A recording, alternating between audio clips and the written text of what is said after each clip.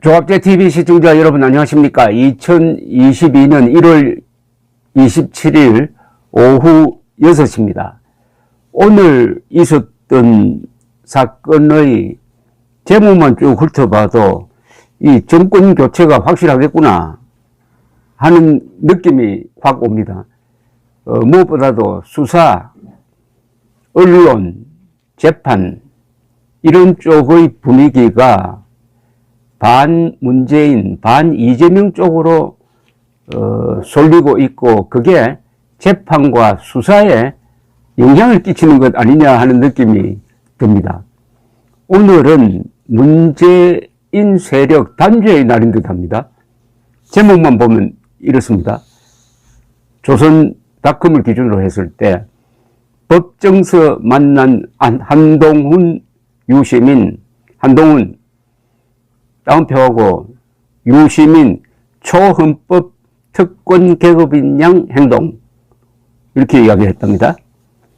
또 다른 기사의 제목은 이렇습니다. 수사 중 은수미 성남시장에게 상황보고서 넘겼다. 성남경찰관 징역 8년 수사 관련 정보를 넘겨준 데 대한 엄중한 선고입니다. 징역 8년. 또 다른 기사는 신성식 김오수 검찰총장 지시 하루 만에 성남FC 수사 무마 의혹 보고. 이거는 이재명 당시 성남시장과 관련된 사건의 논란입니다. 또 네 번째, 대법 정경심 징역 4년 확정. 그리고 이런 기사도 있습니다. 이현동 전 국세청장 대법원 무죄, 국고손실죄 등 무죄. 이현동 전 국세청장은 이명박 정부 시절 원세훈 전 국정원장의 부탁을 받고 미국에 있다고 하는 김대중 전 대통령의 비자금 의혹을 조사하는 데 관여했던 사람인데 이분이 기소가 되어서 재판을 받았지만 최종적으로 무죄가 확정되었다. 어떻게 보면 이 문재인의 완장에 해당하는 김원웅 광복회장도 횡령 의혹이라는 조선일보 사설 제목이 또 있습니다. 이것뿐만 아닙니다. 문재인이가 사실상 잡아 넣으라고 지시한 거나 마찬가지인 김학의 전 법무부 차관 뇌물 혐의도 무죄. 파기환송심입니다. 파기환송심 재판부가 뇌물 혐의도 무죄. 또 오늘 보도된 건 아니고 이틀 전이죠. 윤석열 장모 무죄. 참 사건도 많고 이런 기복도 많은 사건들이 이런 식으로 지금 정리가 되고 있습니다. 자, 여기에 오늘 이 한동훈 검사장이 유시민 명예훼손 관련 재판 저기에 증인으로 나와가지고 아주 핵심적인 지적을 했습니다. 한동훈 하면은 윤석열 검찰총장의 총애를 받고 아주 그 수사 능력이 뛰어나고 무엇보다도 이분은 선동 언론과 권력이 합작을 해가지고 자기를 몰아붙일 때 아주 당당하게 끈질기게 저항을 해가지고 뭐 민주투사 비슷한 이미지를 지금 갖고 있는 사람인데 지금 그래도 현직에 있습니다. 오늘 법정에 나와서요. 서울 서부지법 형사 7단독 지상목 부장판사가 진행한 재판입니다. 라디오 방송에 의한 명예훼손 혐의를 받는 유시민 전 이사장에 대한 세 번째 공판 기일에 증인으로 채택되어 가지고 나왔습니다. 한동훈 검사장은 이런 이야기를 했습니다. 2년 반 전에 조국 수사가 시작되었을 때 유시민 씨가 갑자기 내가 자신의 계좌를 추적했다는 황당한 거짓말을 하기 시작했고 거짓말은 1년 넘게 이어졌다. 유 씨나 노무현 재단에 대해 계좌 추적을 한 사실이 전혀 없다. 유 씨나 지금의 권력자들은 마치 무슨 짓을 해도 자기들은 수사하면 안 되는 초헌법적인 특권 계급인 양 행동했다. 권력이 물라면 물고 덮으라면 덮는 사냥개 같은 검찰을 만드는 것을 검찰개혁이라고 사기치고 거짓말하고 국민을 속였다. 어마어마한 이야기를 했습니다. 문재인 정권을 향해서 하는 이야기입니다. 권력이 물라면 물고 덮으라면 덮는 사냥개 같은 검찰을 만드는 것을 검찰개혁이라고 사기치고 거짓말하고 국민을 속였다. 섬뜩합니다. 유시민 씨에 대해서는 있지도 않은 자기 계좌 추적에는 1년 반 동안 그렇게 공개적으로 분노하던 유 씨가 정작 전 국민을 불안에 떨게 하는 공수처의 민간인 사찰에 대해서는 아무 말도 하지 않는다.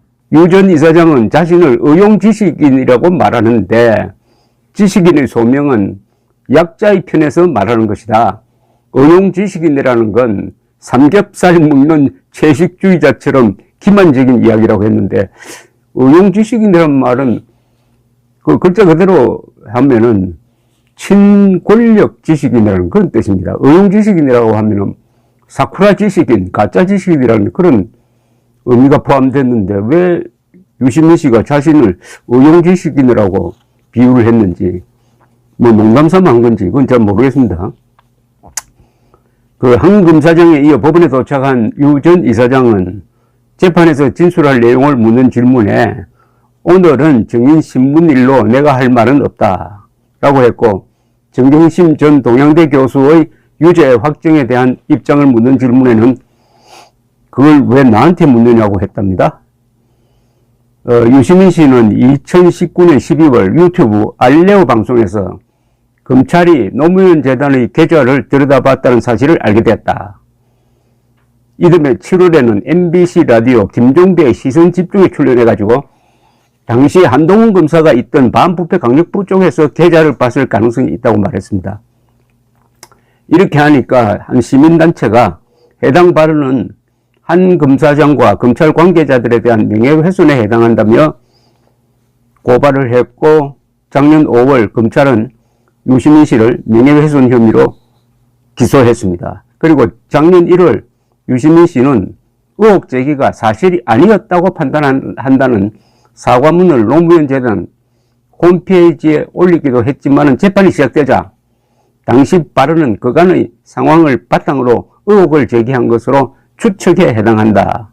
특정인에 대한 비방이 아닌 검찰에 대한 비판으로 검찰의 기소는 말이 안 된다고 현재 반박하고 있는 상황입니다. 이 정권이 선거를 통해서 넘어가는 것은 물론 투표 당일에 확인할 수가 있지만은 그 투표로 가는 과정에서 느낌이 옵니다.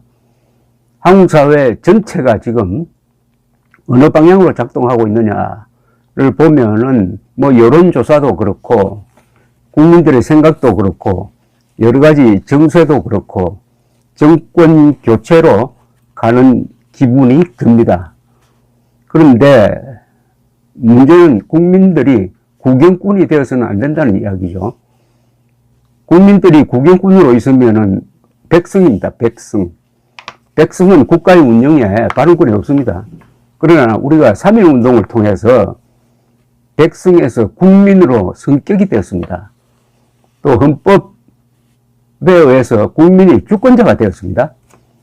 국민을 주권자로 딱 특정한 헌법을 우리는 갖고 있습니다.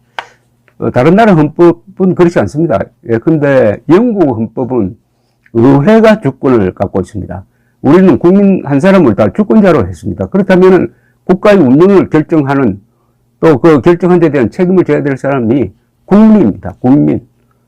그러니까 오늘 3월 9일 선거에서 확실하게 정권 교체를 통해서 대한민국의 자유민주주의 헌정 질서를 수호하는 데 있어서 윤석열, 안철수 이런 사람들을 평을 한다든지 하는 것도 중요하지만은 국민들이 해야 할 몫이 따로 있습니다.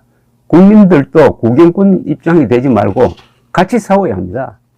국민들이 여론을 선도를 하는, 그리고 여론에 영향을 주는 하나하나의 행동이 다 이게 주권자로서의 의무입니다. 백성 노릇하기는 쉽습니다. 권력자가 시키는 대로 하면 됩니다.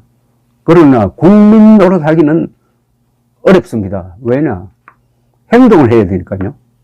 행동 없는 국민은 백성입니다. 감사합니다.